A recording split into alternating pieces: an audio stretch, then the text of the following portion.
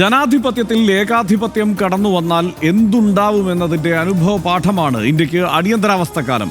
Indian ജനാധിപത്യ ചരിത്രത്തിലെ ഏറ്റവും ഇരുണ്ട അധ്യായം രാജ്യത്തെ ഇരുൾ തിരയിൽ മൂടിയ ആ 21 മാസത്തിൻ്റെ തുടക്കം 50 ആണ്ട് മുമ്പ് ഇതേ ദിവസമായിരുന്നു. 1975 ജൂൺ 25-ന് കോളനി വാഴ്ച ഊറിത്തുപ്പി നാമാവശേഷമാക്കിയ ഇന്ത്യ ചാരത്തിൽ നിന്ന് ചരിത്രത്തിലേക്ക് പറന്നുയർന്നത് ജനാധിപത്യത്തിൻ്റെ ചിറകിലായിരുന്നു.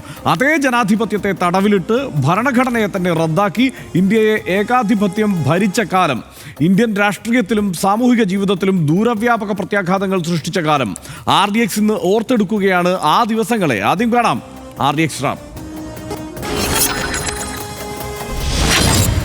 1975 ജൂൺ 12-നാണ് ഇന്ദിരാഗാന്ധിക്ക് ആദ്യ തിരിച്ചടി ഉണ്ടാകുന്നത്. ഉത്തർപ്രദേശിലെ റായ്ബറേലി മണ്ഡലത്തിൽ നിന്നുള്ള ഇന്ദിരാഗാന്ധിയുടെ തെരഞ്ഞെടുപ്പ് അസാധുവാണെന്ന് അലഹബാദ് ഹൈക്കോടതി വിധിച്ചു.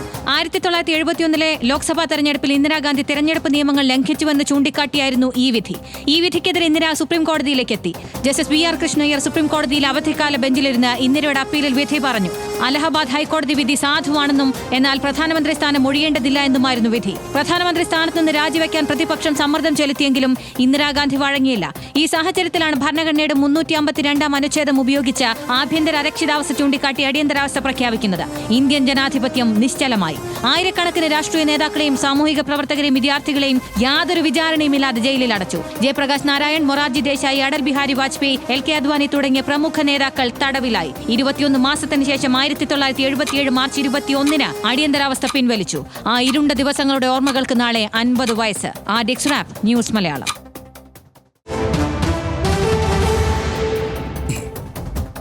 ഭയം ഭരിച്ച ആ കാലത്തെ നമുക്ക് ഓർത്തെടുക്കാം. സ്വതന്ത്ര ഇന്ത്യയിലെ ഏറ്റവും വിവാദപൂർണമായ പൗരാവകാശങ്ങൾ നിഷേധിച്ച 21 മാസങ്ങളായിരുന്നു അത്. മൗലികാവകാശങ്ങൾ ഉറപ്പു നൽകുന്ന ഭരണഘടനയിലെ 14, 21, 22 വകുപ്പുകൾ മരവിപ്പിച്ചു. ആഭ്യന്തര സുരക്ഷാ നിയമം നടപ്പിലാക്കി. രാജ്യത്താകെ പോലീസ് രാജ് നിലവിൽ വന്നു. ജയിലറകളും ലോക്കപ്പുകളും സർക്കാർ ക്വാർട്ടേഴ്സുകൾ പോലും സർക്കാരിൻ്റെ ഇടിമുറികളായി മാറി. ലോക്കപ്പ് ഭേദ്യത്തിൽ നിരവധി പേർ മരിച്ചു. ക്രൂരമർദ്ദനത്തിന് ഇരയായവർ നിത്യരോഗികളായി മാറി. പത്രമാരണ നിയമങ്ങൾ നടപ്പാക്കി. പത്രം ഓഫീസുകളുടെ വൈദ്യുതി വിച്ഛേദിപ്പിച്ച് പ്രവർത്തനം തന്നെ തടഞ്ഞു. അനുസരണാശീലമുള്ള പത്രങ്ങൾക്ക് മാത്രം പ്രവർത്തന സ്വാതന്ത്ര്യം നൽകി. അവയെയും സെൻസർ ചെയ്തു. രാഷ്ട്രീയ പ്രവർത്തകരെയും വിദ്യാർത്ഥി നേതാക്കളെയും അറസ്റ്റ് ചെയ്ത് വിചാരണ കൂടാതെ തടവിലിട്ടു. 20 ലക്ഷം പൗരന്മാരെ ജയിലിലടച്ചു. ആ കാലത്ത് 20% പ്രതിപക്ഷ ജനപ്രതിനിധികളെയും തടവിലാക്കി. ചേരി നിർമ്മാർജ്ജനത്തിന് ക്രൂര പദ്ധതികൾ നടപ്പാക്കി. യുവാക്കളെ നിർബന്ധിതമായി വന്ധ്യംകരിച്ചു. സർക്കാരിനെ വിമർശിക്കുന്ന പുസ്തകങ്ങളും നാടകങ്ങളും പാട്ടുകളും മറ്റ് കലാരൂപങ്ങളും നിരോധിച്ചു. കവികളും കലാകാരന്മാരും ഗായകരും നാടകപ്രവർത്തകരും എല്ലാം അറസ്റ്റിലായി. പ്രതിപക്ഷ സ്വരങ്ങളെയെല്ലാം ഭരണകൂടം ഉരുക്കുമുഷ്ടി കൊണ്ട് നിഷ്ഠൂരമായി അടിച്ചമർത്തി. ഇന്ദിരാസമം ഇന്ത്യ എന്നായ കാലമായിരുന്നു അത്. രാജ്യത്തിൻ്റെ സകല അധികാരവും ഇന്ദിരാഗാന്ധി എന്നൊരൊറ്റ വ്യക്തിയിലേക്ക് കേന്ദ്രീകരിച്ചു. പ്രധാനമന്ത്രിയുടെ ഉപജാപകരും സ്തുതിപാഠകരും നിക്ഷിപ്ത താൽപ്പര്യക്കാരും രാജ്യം നിയന്ത്രിച്ചു. ഇന്ദിരാഗാന്ധിയും സഞ്ജയ് ഗാന്ധിയും മന്ത്രിസഭയെ നോക്കുകുത്തിയാക്കി തീരുമാനങ്ങൾ എടുത്തു. കോൺഗ്രസ് പാർട്ടിയിൽ തനിക്കെതിരെ നിന്ന പ്രധാന നേതാക്കളെപ്പോലും വെട്ടിനിരത്തി. സ്വതന്ത്ര ഭരണഘടനാ സ്ഥാപനങ്ങൾ നിർജീവമായി. അവയുടെ അധികാരവും സർക്കാരിനായി. ഇന്ദിരാഗാന്ധിയുടെ വിശ്വസ്തരായ ഉദ്യോഗസ്ഥരും രാഷ്ട്രീയ പ്രവർത്തകരും ജനങ്ങൾക്കിടയിൽ ചാരപ്പണിയെടുത്തു. ഇന്ദിരയാണ് ഇന്ത്യ എന്ന ദേവകാന്ത് ബറുവയുടെ മുദ്രാവാക്യം രാജ്യമെങ്ങും മുഴങ്ങി. നാവടക്കൂ, പണിയെടുക്കൂ എന്ന് ഇന്ദിരാഗാന്ധി അനുകൂലികളായ കോൺഗ്രസുകാർ ആജ്ഞാപിച്ചു. 6 മാസം കൂടുമ്പോൾ ഇന്ദിരാഗാന്ധിയുടെ നിർദ്ദേശപ്രകാരം രാഷ്ട്രപതി അടിയന്തരാവസ്ഥ നീട്ടിക്കൊടുത്തു. നീണ്ടുനിന്ന 21 മാസക്കാലത്തെ അടിയന്തരാവസ്ഥയാണ് ഉണ്ടായത് രാജ്യത്ത്. 1977 മാർച്ച് 21-ന് അടിയന്തരാവസ്ഥ പിൻവലിച്ചു. 1977 ജനുവരി 23-ന് രാഷ്ട്രീയ തടവുകാരെ ജയിലിൽ മുക്തരാക്കി. പൊതു തെരഞ്ഞെടുപ്പിന് ആഹ്വാനം ഉണ്ടായി. ഒടുവിൽ ഇന്ദിരാഗാന്ധി തോറ്റു. 1977 ജനുവരിയിൽ ഇന്ദിരാഗാന്ധി ലോക്സഭാ തെരഞ്ഞെടുപ്പ് പ്രഖ്യാപിച്ചു. ജനങ്ങൾ അടിയന്തരാവസ്ഥയോടുള്ള പ്രതിഷേധം ബാലറ്റ് പേപ്പറിലൂടെ രേഖപ്പെടുത്തി. ഇന്ദിരാഗാന്ധിക്ക് ഭരണം നഷ്ടപ്പെട്ടു. ജനതാ പാർട്ടി അധികാരത്തിൽ വന്നു. മൊറാർജി ദേശായി ഇന്ത്യയുടെ പ്രധാനമന്ത്രിയായി തെരഞ്ഞെടുക്കപ്പെടുകയും ചെയ്തു. സനീഷ, ഈ അടിയന്തരാവസ്ഥയെ തീർച്ചയായും ഈ കഴിഞ്ഞ തെരഞ്ഞെടുപ്പ് കാലത്ത് നമ്മൾ ഒരു വട്ടം ഓർത്തെടുത്തതാണ്. അത് ചർച്ചയായതുകൊണ്ട് തന്നെ, അന്നത്തെ ഈ രാഷ്ട്രീയ സഖ്യങ്ങളൊക്കെ ചർച്ചയായതുകൊണ്ട് തന്നെ അത് ഓർത്തെടുത്തതാണ്. എങ്കിൽ പോലും ഇതിപ്പോൾ അതിൻ്റെ 80-ാം വാർഷികത്തിലേക്ക് നമ്മൾ എത്തി നിൽക്കുമ്പോൾ എത്ര ഭീകരമായിരുന്നു ആ കാലം എന്നുള്ളത് ഒരുപക്ഷെ തലമുറകൾ മറന്നുപോയേക്കാം. എങ്കിലും അത് ഓർത്തെടുക്കേണ്ടതുണ്ട്. ഇപ്പോൾ രാഷ്ട്രീയ സഖ്യങ്ങളുടെ സ്വഭാവമൊക്കെ മാറിയേക്കാം.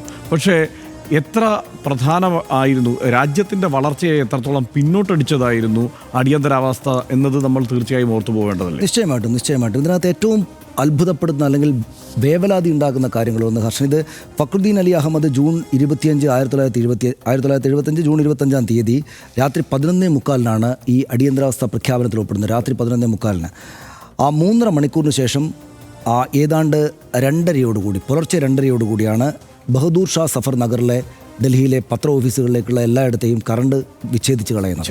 അതായത് പത്ര ഓഫീസുകളിലേക്കുള്ള അഭിപ്രായ സ്വാതന്ത്ര്യത്തിന് ആദ്യം വിലങ്ങിട്ടുകൊണ്ടാണ് അടിയന്തരാവസ്ഥ പ്രഖ്യാപനത്തിന് തൊട്ട് പിന്നാലെ ആദ്യത്തെ പരിപാടി അതായിരുന്നു. ഞാനെപ്പോഴും അടിയന്തരാവസ്ഥയെപ്പറ്റി വളരെ ആലോചിക്കേണ്ടുന്ന സാഹചര്യങ്ങളിലെല്ലാം ഇപ്പോഴെങ്ങാനും അത് വന്നാൽ എന്താണ് ഉണ്ടാവുക, നമ്മളൊക്കെ എവിടെയാണ് ഉണ്ടാവുക എന്ന് ഞാൻ എപ്പോഴും ആലോചിക്കാറുണ്ട്. നമ്മളിപ്പോൾ സർക്കാരിനെയൊക്കെ വിമർശിക്കുന്നു, നരേന്ദ്രമോദിയാണെങ്കിലും മറ്റ് നമുക്കിപ്പോൾ സർക്കാരുകളെ വിമർശിക്കാൻ, ജനാധിപത്യപരമായിട്ട് വിമർശിക്കാനുള്ള ഒരു കാലമാണ് അടിയന്തരാവസ്ഥ കാലത്തിന് ശേഷം ഇങ്ങോട്ട് വന്നത്.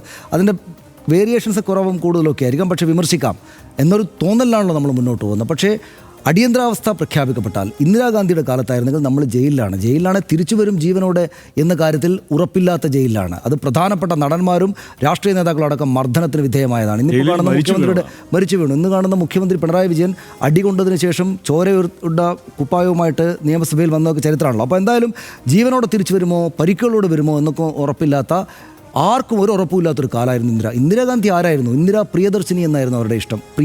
ആളുകൾക്ക് പ്രിയമുണ്ടാകുന്ന ആൾ. ഈ മഹാരാജ്യത്തിൻ്റെ പ്രധാനമന്ത്രി പദത്തിലേക്ക് വന്ന ഏക വനിത. ഈ ഒരൊറ്റ സംഭവം ഇല്ലായിരുന്നെങ്കിൽ അവർ എല്ലാ കാലത്തേക്കും ബഹുമാനിക്കപ്പെടുന്ന ഒരാളായി മാറിയേനെ. പക്ഷേ അതാണ് ഉണ്ടായത്. ഇവിടെ ഇതിന് ശേഷമുള്ള കാലമുണ്ടല്ലോ, അതായത് അടിയന്തരാവസ്ഥ കാലത്തിന് ശേഷം തെരഞ്ഞെടുപ്പ് പ്രഖ്യാപിക്കാൻ വേണ്ടി പോയത് ഇന്ദിരാഗാന്ധി വലിയ ആത്മവിശ്വാസത്തോടെയാണ് പോയത്. 75-ലും 76-ലും നല്ല മൺസൂണായിരുന്നു രാജ്യത്ത്. അതുകൊണ്ട് നല്ല വിളവ് കർഷകർക്ക് ആകെ ലഭിച്ചിരുന്നു. കർഷകർ വളരെ ഹാപ്പിയായിരുന്നു. സാമ്പത്തികാവസ്ഥ നല്ല തോതിൽ മെച്ചപ്പെട്ടിരുന്നു ഈ കർശനമായ സംഗതികൾക്കിടയിലൂടെ പോയിട്ട്. ഈ IB പോലുള്ള അവരുടെ സംവിധാനങ്ങൾ കൊടുത്ത റിപ്പോർട്ടെല്ലാം ഇന്ദിരാഗാന്ധിക്ക് അനുകൂലമായിരുന്നു. 225 മുതൽ 270 വരെ സീറ്റ് കിട്ടുമെന്നാണ് IB ഒക്കെ കോൺഗ്രസിന് ഇവർക്ക് റിപ്പോർട്ട് കൊടുത്തിരുന്നത്. അന്നത്തെ മറ്റൊരു തമാശ ഞാൻ വായിച്ചപ്പോൾ കണ്ടത്, ആ അടിയന്തരാവസ്ഥ പ്രഖ്യാപനത്തിന് തൊട്ട് മുമ്പ് വരെ യൂത്ത് കോൺഗ്രസിനകത്ത് രാജ്യവ്യാപകമായിട്ട് 7 ലക്ഷം അംഗങ്ങളാണ്ടായിരുന്നു. 7 ലക്ഷം.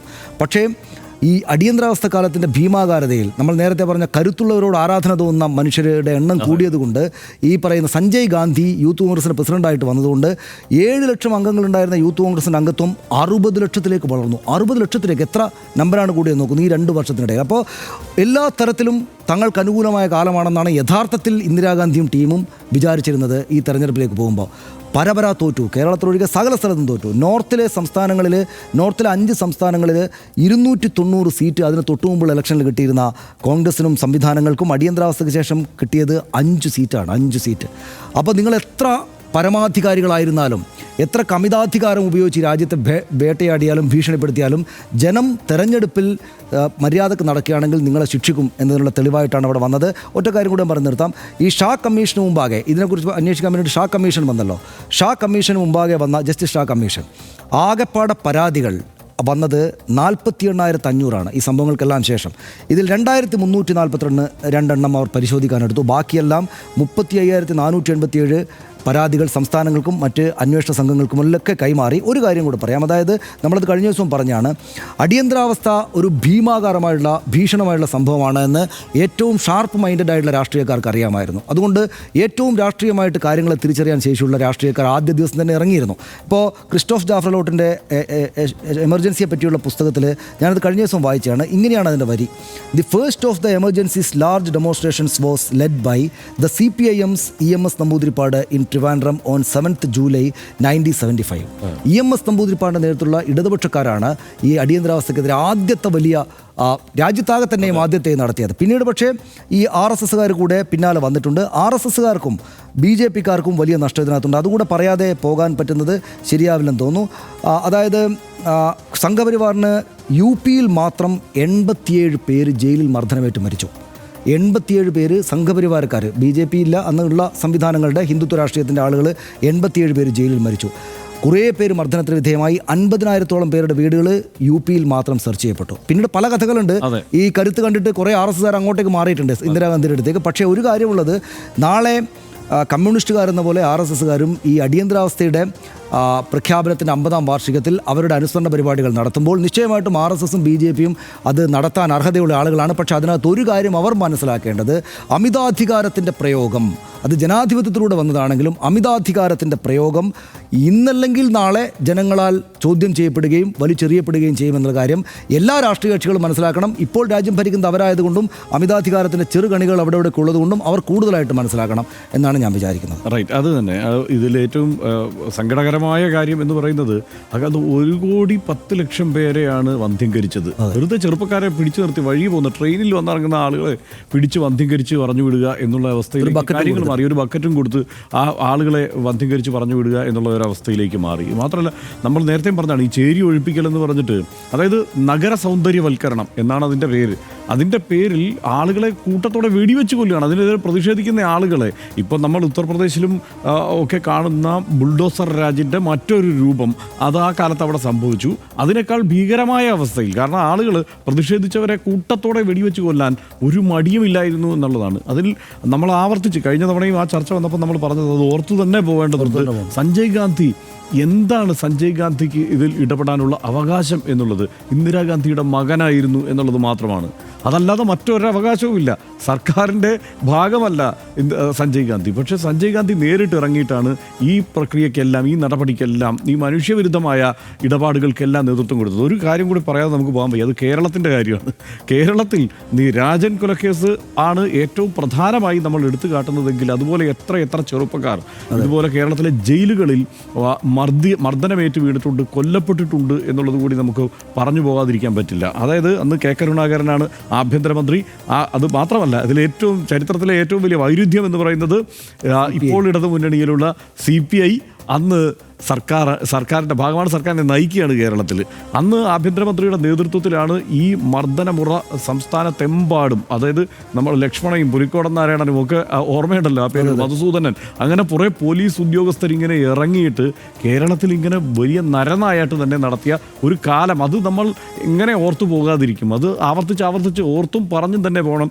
അങ്ങനെയുണ്ടെങ്കിൽ മാത്രമേ അത്തരം ഒരു കാലം ഇനി തിരിച്ചു വരാതിരിക്കൂ എന്നുള്ളതാണ് അതിൽ. പക്ഷേ കേരളം ചെയ്തതെന്താണ്?